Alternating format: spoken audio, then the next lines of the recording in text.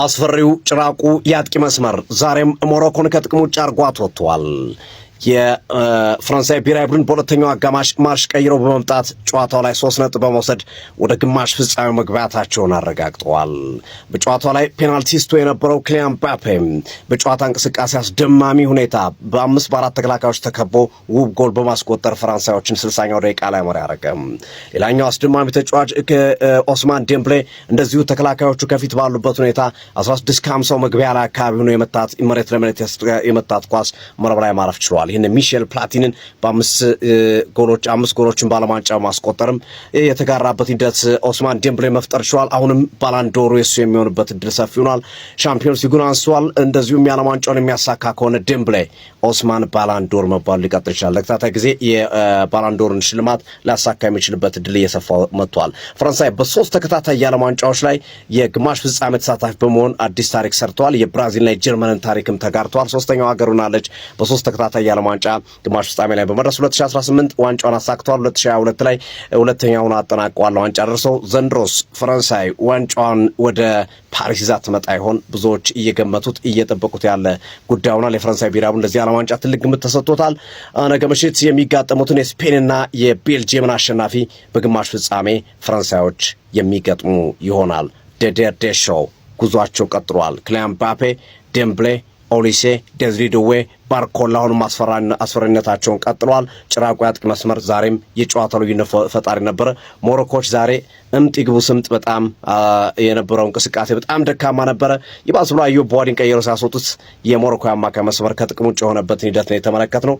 ሞሮኮ በጨዋታ ላይ የነበራቸውም ተሳትፎ ደካማ ነበረ። ፈረንሳይ አሳምና ወደ ግማሽ ፍጻሜው አልፋለች። ፈረንሳይ ዋንጫውን ትበላለች ብላችሁ ታስባላችሁ?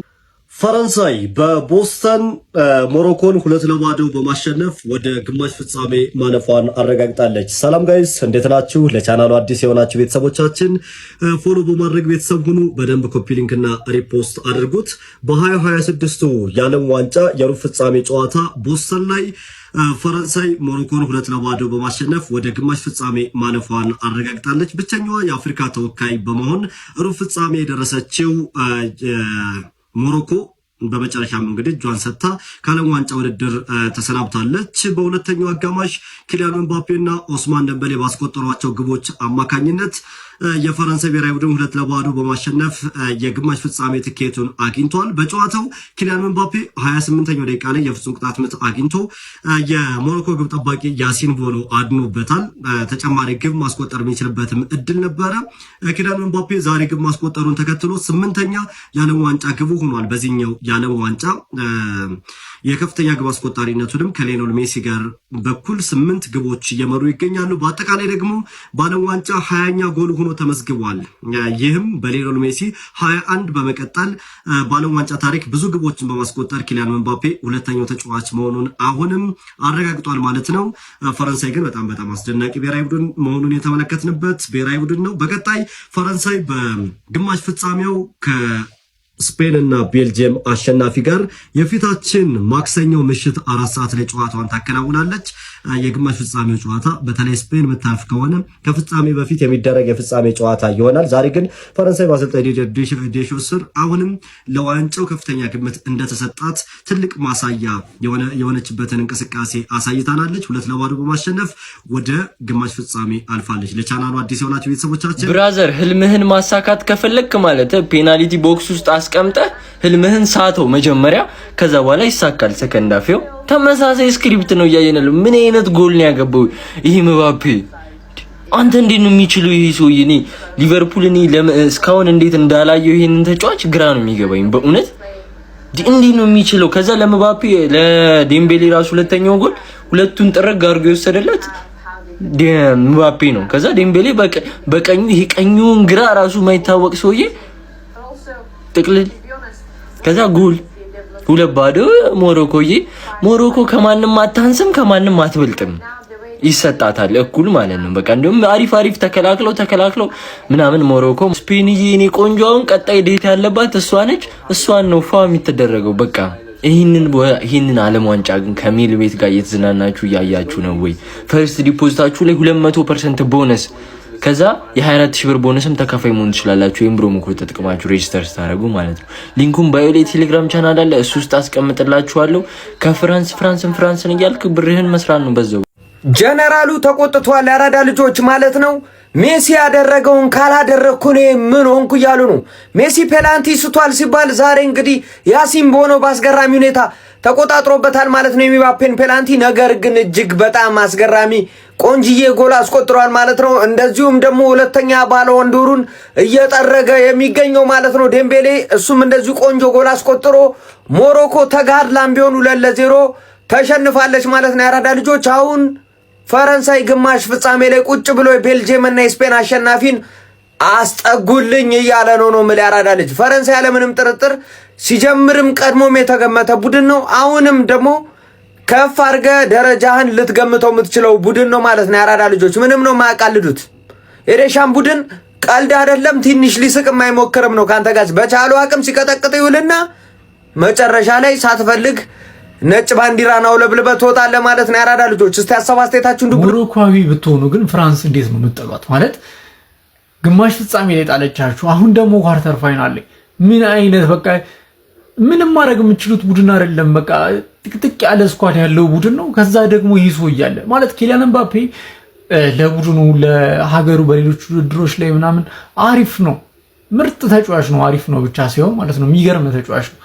ግን ዓለም ዋንጫ ላይ ሲሆን ደግሞ ይለያል። በ20 ዓለም ዋንጫ ጨዋታ 20 ጎል ምን አይነት ስታት ነው? ቆይ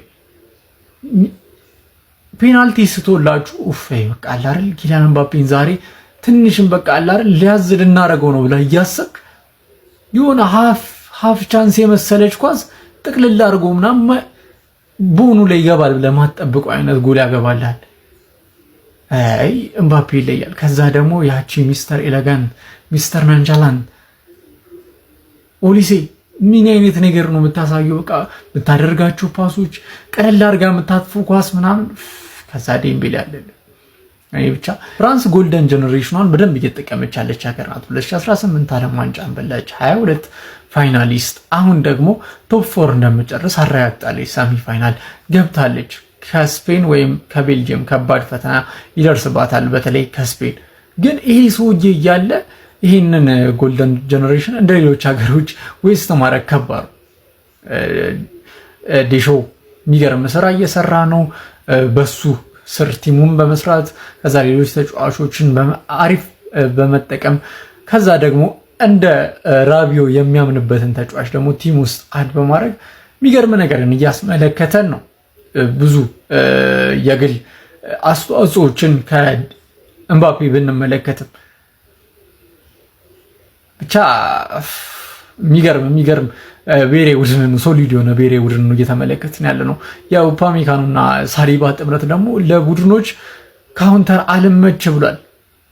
ቀጣይ እስኪ በጣም ፕረስ ታደርጋለች ብለን በምንጠብቃት በስፔን እንመለከታለን፣ ካለፈች ማለት ነው። ቤልጂየም ልታልፍ ትችላለች፣ አይፈጠርም አይባልም እና ባለም ዋንጫው ግን ሞር ለስፔን ስለምሰጣት ይሄንን ድሮ ማለት ነው። እስኪ አብረን የምንመለከት ይሆናል ቀጣይ ያሉትን ነገሮች። በዚህ ጨዋታ ላይ ያላችሁን ሀሳብ ማነረ ፍራንስ ታስፈራለች። ምንድነው ያስመለከተችን? በዚህ ዓለም ዋንጫ ጠንካራ ከነበሩት ናሽናል ቲሞችና ከአፍሪካ ብቸኛ የቀረችው ናሽናል ቲምን ሞሮኮን 2-0 በማሸነፍ በማሰናበት ወደ ሴሚ ፋይናሉ ማለትም ግማሽ ፍጻሜ መቀላቀል ችሏል። ምን አይነት ፐርፎርማንስ ነበር የተመለከትነው? የመጀመሪያው አጋማሽ ላይ የያሲን ቦኖ ፐርፎርማንስ ታክሎበት ነው እንጂ ሞሮኮ 1-2 ጎሎችን ቀምሳ መውጣት ነበረባት ማለት ነው። ግን እሱ በጣም ድንቅ ነበረ። ፔናልቲ ምባፔ ላይ አድኖበት ነበር 28ኛው ደቂቃ ላይ። እንዲሁም ደግሞ የሚገራርሙ ኦን ታርጌት ሹቶች ነበር ያዳነው። ሞሮኮ በጣም ወደ ኋላ ፍግፍጋ ነበር ስትከላከል የነበረው። ካውንተር አታኩ እንኳን ለማድረግ ስትሞክር አልተመለከተናትም ነበረ።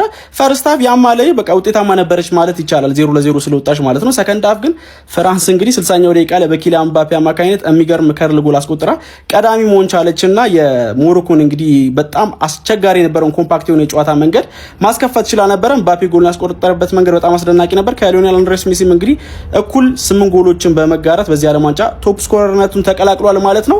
እንዲሁም ደግሞ 66ኛው ደቂቃ ላይ ኦስማን ዴምቤሌም ተጨማሪ ጎል አክሎበት ጨዋታውን 2-0 ፍራንስ ማሸነፍ ችላለች። ፍራንስ በግማሽ ፍጻሜው የቤልጂየምን እንዲሁም ደግሞ የስፔንን አሸናፊ የምትገጥም ይሆናል ማለት ነው። ይሄ ናሽናል ቲም ግን በጣም ያስፈራል ማለት ነው። ምባፔ በዚህ ጨዋታ ላይ በጉዳት ምክንያት ወጥቶ ነበረ። ጉዳቱ ከበድ የሚል ከሆነ ለፈረንሳይ በጣም አሳሳቢ ይመስለኛል። ምክንያቱም በ10 ቀናት ልዩነቶች ውስጥ ነው ፍጻሜ ጨዋታ ላይ የሚደረሰው ማለት ነው። ስለዚህ በጣም አሳሳቢ ይመስለኛል የምባፔ ጉዳት ከበድ የሚል ከሆነ። ኤኒዌይ ግን ሞሮኮ በጣም አስደናቂ ጉዞ ነበራት። ቀሪም ብቸኛ የአፍሪካ ተወካይ ቡድን ነበረች በዚህ ዓለም ዋንጫ። በፍራንስ ግን ተሰናብታለች ማለት ነው። ስለዚህ ጨዋታ ምን ትላላችሁ? ሀሳባችሁን አጋሩኝ። የፕላስ ምልክቱ መጫ እንዳትረሱ።